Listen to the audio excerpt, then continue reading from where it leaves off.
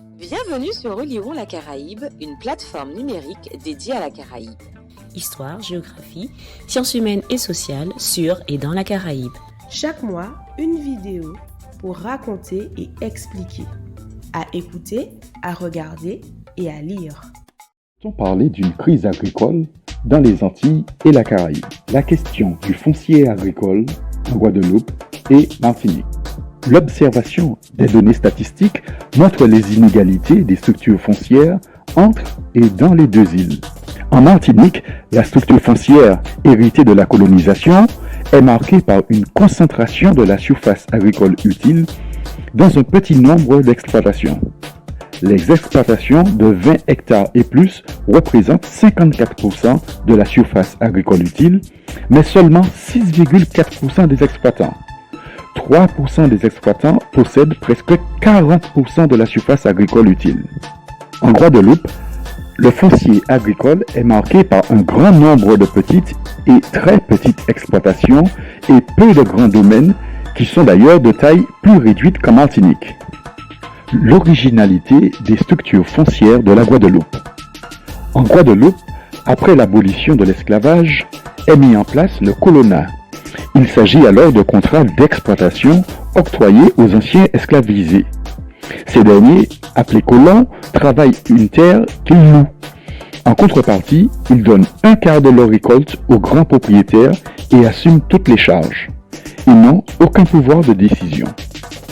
Ce système, qui peut paraître surprenant aujourd'hui, a duré près de 153 ans et n'a été supprimé définitivement qu'en octobre 2005.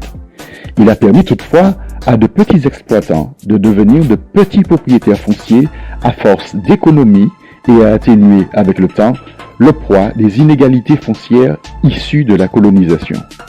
En 1960, l'État crée des sociétés mixtes, les SAFER, qui ont pour mission d'acquérir des terres ou des exploitations agricoles mises en vente par leurs propriétaires, ainsi que des terres incultes, dans le but de lutter contre l'inégale répartition des terres. C'est dans ce cadre que la SAFER Guadeloupe a acheté en 1981 10 675 hectares aux usiniers propriétaires. Un tiers de ces terres provenaient des terres des usines sucrières et les 2 tiers restants du colonat. Entre 1986 et 1994, 702 fermiers ont été installés au sein de groupements sur 8 475 hectares répartis entre le Nord Basse-Terre, le Centre Grande-Terre et le Nord Grande-Terre. Les installations se sont faites sur une surface moyenne de 9,3 hectares. Finalement, cette longue transformation foncière a abouti à la création d'une classe moyenne d'exploitants agricoles, surtout indo-descendants, et ce pour plusieurs raisons. Arrivés libres en Guadeloupe, ils ont formé un groupe social cohérent qui a mis en place des stratégies familiales de conservation de la terre. En tant qu'immigrants, les Indiens étaient venus dans le but de s'enrichir le plus vite possible, sans doute en accord avec leurs croyances hindoues qui valorisent la richesse, signe de bénédiction divine. Il n'est évidemment pas exclu que certains soient arrivés avec un pécule. Comment expliquer le recul du foncier agricole dans les deux îles? Dans les deux îles, ce recul s'explique d'abord par une véritable déprise agricole liée à la restructuration des filières de la canne et de la banane. Ces espaces sont alors très convoités par des activités spéculatives, ce qui complique l'installation de jeunes agriculteurs. À cela s'ajoute l'indivision aux Antilles françaises, c'est-à-dire l'existence de plusieurs propriétaires héritiers d'une même terre, ce qui en complique l'exploitation. Selon le rapport du député Serge Letchimy, en Martinique, cette paralysie du foncier est de l'ordre de 40%. Une troisième explication, qui est en même temps une conséquence des deux premières, tient au développement des terres laissées en friche. Elles sont par exemple estimées à 10 000 hectares en Guadeloupe. Comment l'expliquer? Certains propriétaires, parfois en indivision, refusent de vendre leur foncier agricole dans l'espoir d'une spéculation immobilière ou alors par attachement à la terre. De plus, certaines terres sont abandonnées car contaminées par la chlordécone. Des espaces agricoles sous la pression de l'urbanisation. Dans les deux îles, le besoin en logement, et notamment en logement individuel, est important. Cette forte demande en foncier constructible s'est accompagnée d'une augmentation des prix favorisant une forte spéculation sur le foncier agricole, dont les prix sont plus bas.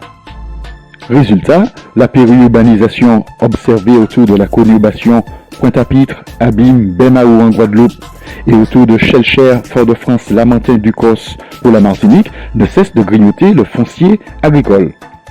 La construction d'infrastructures impacte également ce foncier agricole. Un exemple aux Abîmes avec la construction du CHU sur une parcelle qui était au départ destinée au groupement foncier agricole de Belle-Plaine. Parallèlement, on observe un mitage du foncier agricole, résultat d'un habitat diffus qui ne cesse de croître. Ainsi, dans le sud de la Martinique, qui est une zone touristique à fort enjeu immobilier, l'arrondissement du Marin a connu une perte de 38% de sa surface agricole utile depuis 2000. L'empoisonnement des sols, une problématique caribéenne? La question de la pollution des sols est au cœur d'un véritable scandale sanitaire dans les Antilles françaises, lié à l'exploitation de la banane. Il s'agit de l'utilisation d'une molécule appelée chlordécone. Un insecticide organochloré a été utilisé pour lutter contre le charançon, insecte qui ravageait les cultures de bananes en se nourrissant des bulbes des bananiers. Ce pesticide, très toxique, classé comme cancérogène possible dès 1979 par l'Organisation mondiale de la santé, est interdit dès 1977 aux États-Unis, puis en France le 1er février 1990. Pourtant, des commandes correspondant à plus du tiers du tonnage utilisé pendant 10 ans sont passées et réceptionnées en août 1990 après l'interdiction.